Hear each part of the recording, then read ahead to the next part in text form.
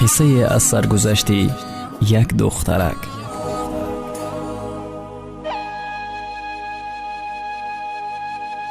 دختری در دانشگاه معلمه شده کار میکرد. روز یکی از شاگردانش از او پرسید: معلمه، برای چی سین و سالتان رفته ایستاده است و شما شوهر نمیکنید؟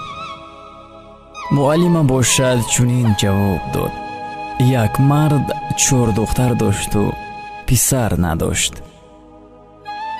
با همسرش تأکید کرده گفت که اگر باز دختر تولد میکنی جوابت را میدهم.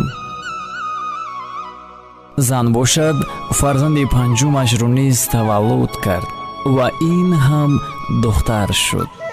مرد غضب‌آلود شده به دختر پنجمش عموما نگاه نمیکرد. پس از چند وقت این زن پسر تولد کرد. بعد این پسر باز 3 تای دیگر پسر تولد شد که همگی 4 پسر شد. بعد از گذشت سالها آهسته آهسته به تقدیر الهی دخترانش از دنیا گذشتند. 4 دختر از دنیا رفتند. بعداً زنش هم وفات کرد. بیچاره مردی پشیمان با 4 پسر و 1 دخترچه‌اش ماند. ماه‌ها سالها گذشتند. پسران کلان شدند و خانه‌دار شده پدر را پرتافته با همسر و فرزندانشان برآمده رفتند. و مردی سال خورده با 1 دخترش تنها ماند.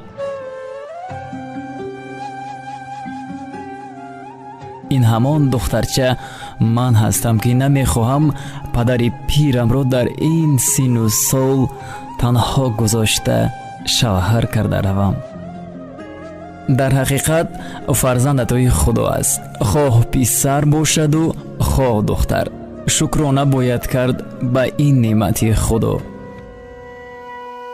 خیلی متاسفم که امروز هستند پدرانی که به قدر دختران خود نمیرسند و آنها را از علم و مدنیت قفا نگاه می‌دارند. آخر دختران هم حقوق تحصیل کردن را دارند کو.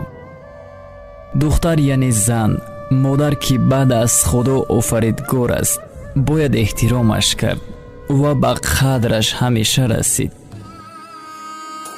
مشو غمگین اگر دختر بیزادی که با دختر بود پیوسته شدی. بسا دختر صاحب تاج گردد، به نزدش 100 پسر محتاج گردد. Rüzgar esip geçer, kırıp döker.